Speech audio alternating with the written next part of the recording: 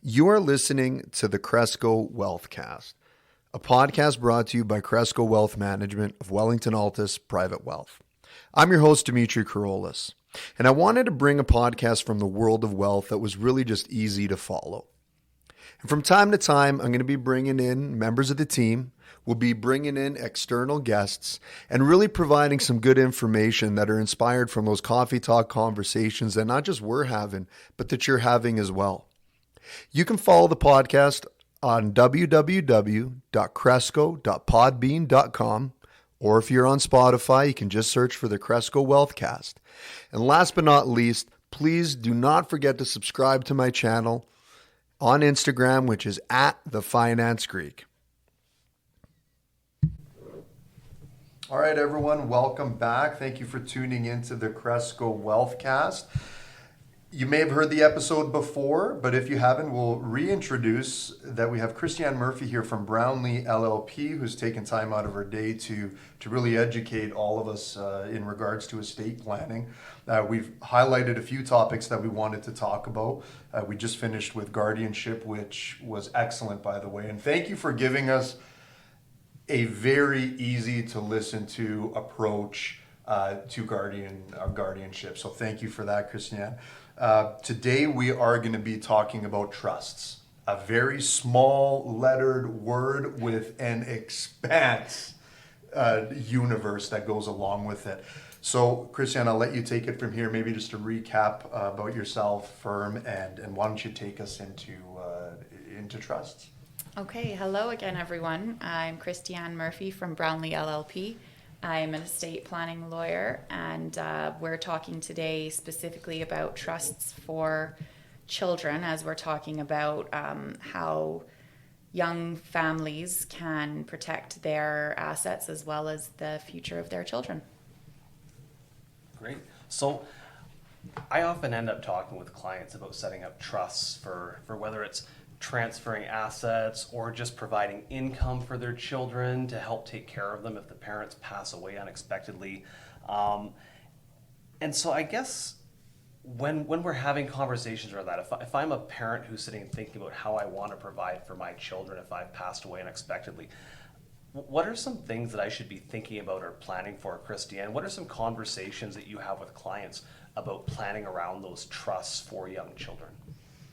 Okay, so I think that trusts are an effective way to transfer assets and wealth to minors, because it's a way to ensure that they will get the residue of your estate in the end, but it won't go to them before they're, in theory, ready to handle that type of responsibility. You can vary the types of trusts and terms based on the family's needs and goals, but some of the important things that you need to consider when you're talking about trusts is who you're going to choose as your trustee.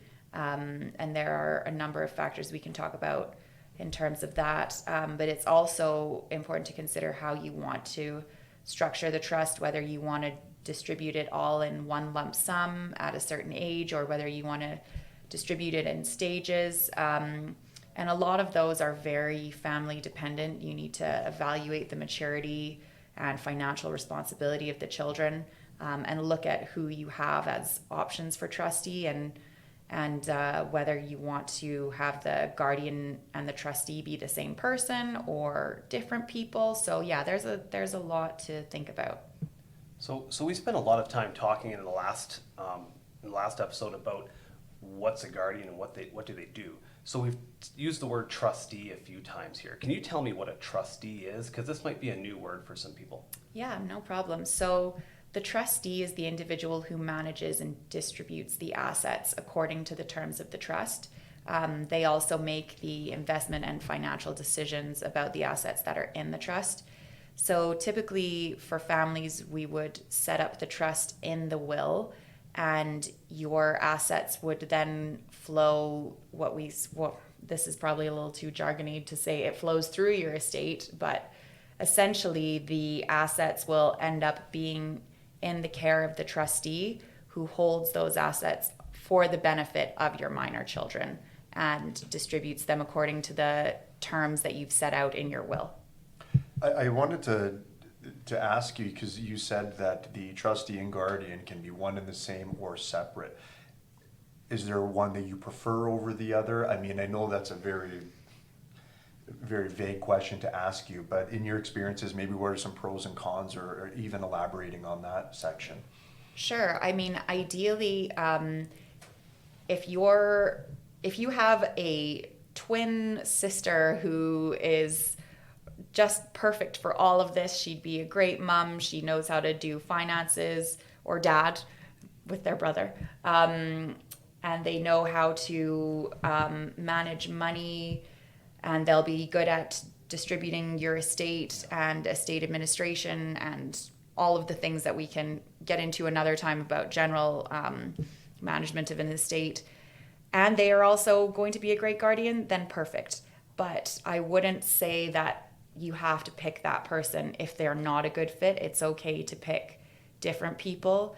And just because someone is the trustee of your estate doesn't mean that they have to be the trustee of the trusts you're setting up for the children.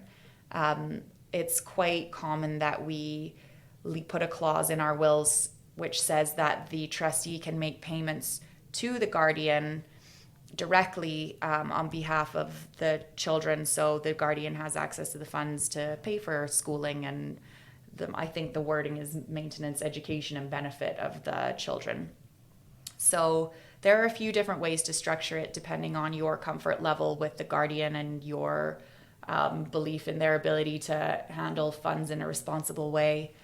So it's very, very person specific, but we can always tailor solutions to whatever situation your family is facing. Perfect. Absolutely.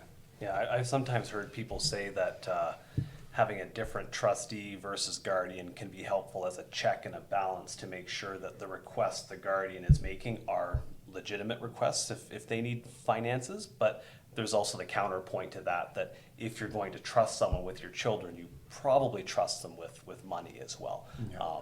But you've mentioned trustee a few times. Is it just one person who typically acts in that role when you set up a trust for your children?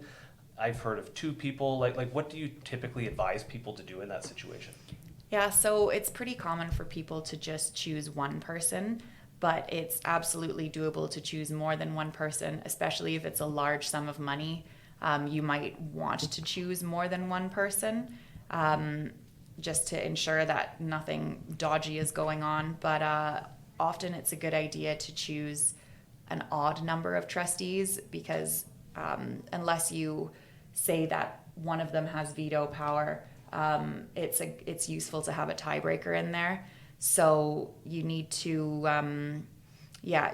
consider how large the trust is going to be and what the best solution is going to be in terms of the number of trustees you're going for. And you can also have assigned different trustees for different assets. So you can have a different trustee to manage just your business assets if you want, than the trustee who's going to manage the children's trust funds. So there's a lot of different options. I think it goes back to what we said in the previous episode, or what you said. I have to give you the credit. I can't jump on that train.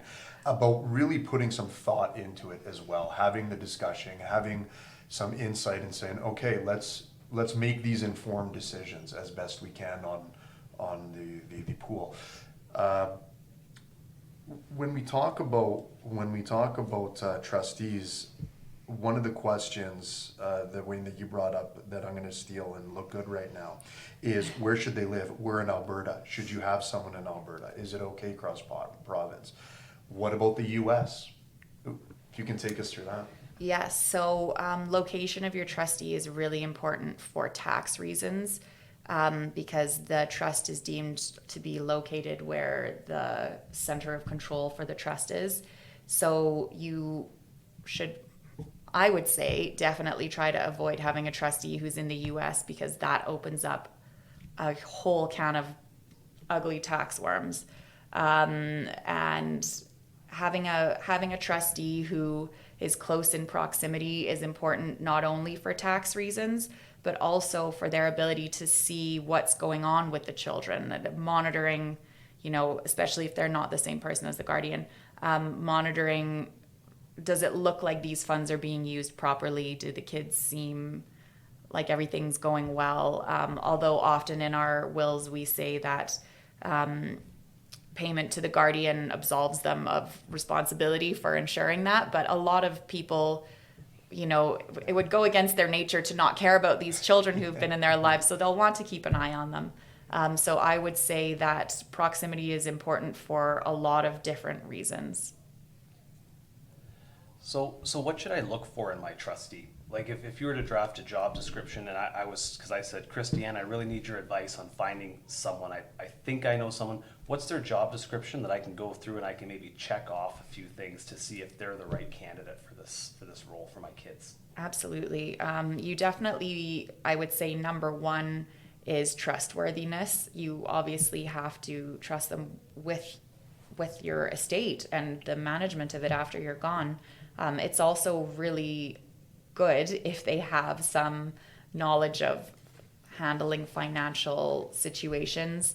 I know sometimes in families, the role of managing the finances falls to one partner or the other. So if you end up with a trustee who you think would be great, but they don't actually know how to handle money, then that's not ideal. I think it's also good if you choose someone who aligns with your family values, because they're going to be the person who's managing all of that once you're gone. What happens if I drafted a will and I have minor children and I forget, or I do a will myself maybe, and I don't put a trust in place for my kids, and I just say everything goes to my spouse, and if my spouse predeceased me, it goes to my kids. What happens then? Right. So in that case, the public trustee would have to step in, because minors aren't allowed to get property that way. It needs to be held on to until they're 18. So in that case, it's a disaster if they get that money at 18 often, because I don't know many 18-year-olds who would be ready to inherit significant amounts of money. I wasn't. Yeah, I certainly wasn't either. And so I would say that it's a really important thing to set up in your will. And also with regard to your beneficiary designations on insurance products and stuff like that, be very careful not to name things going directly to minors, because if they don't go into a trust, then you're going to end up with a 18-year-old with a bunch of sports cars or something. Okay, so you talked about the beneficiary designation and tying that in. Obviously, in our industry, we have those on tax-free savings accounts. We have them on registered retirement savings plans, registered retirement income funds, different types of life insurance policies. Can you give a specific example maybe around something you've seen or something you're aware of where that wasn't done properly, and why you need to line that up with the trust you're preparing in your will? Yeah, so one thing I think is really important to avoid doing is naming a minor as a direct beneficiary, because if you do that, then, and the public trustee holds on to those funds for them, they get all of that at 18. And especially with things like life insurance, where it might be a couple $1 million, you definitely don't want an 18-year-old getting a couple $1 million, because it is likely that they will not be able to manage that properly, and it could potentially ruin their life. So be very, very careful with your beneficiary designations, and really you need to talk to your financial planner and your estate planning lawyer about how to properly structure the flow of those types of assets once you've passed, to ensure that there are tax efficiencies as well as just practical considerations for making sure that your child is going to be okay. So we're talking about this sitting here in beautiful Calgary today, and obviously there's different rules in different provinces around things like taxes, and probate's a word everyone likes to talk about. Mm-hmm. We often use beneficiary designations to try to avoid probate. Yeah. Alberta, that's not so much a big deal here.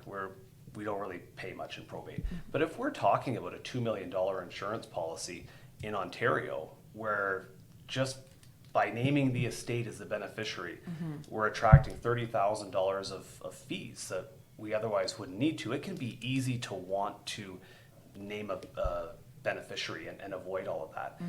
Can you talk a little bit about, I don't know if this is in your practice area because you are in Alberta, but can you talk a little bit about how you can use a trust with an insurance policy, Yeah.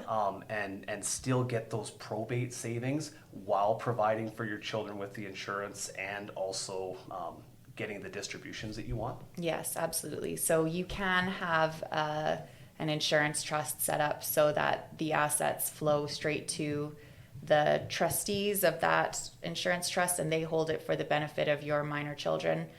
We can include those clauses in the will as well to say, in the event that my trustee or my minor children are getting any of these funds, my trustees are to manage them on the same terms of the trusts outlined in the rest of my will. You just have to be very careful with the drafting that you don't accidentally bring the insurance funds into the will to flow through the estate. You want to make sure that they pass outside of the estate if you're looking to avoid probate. And also, if you have confidentiality issues, like you don't want it to be publicly known that this child has just inherited $2 million, then it's also a good way to have it flow outside of the estate rather than through the estate.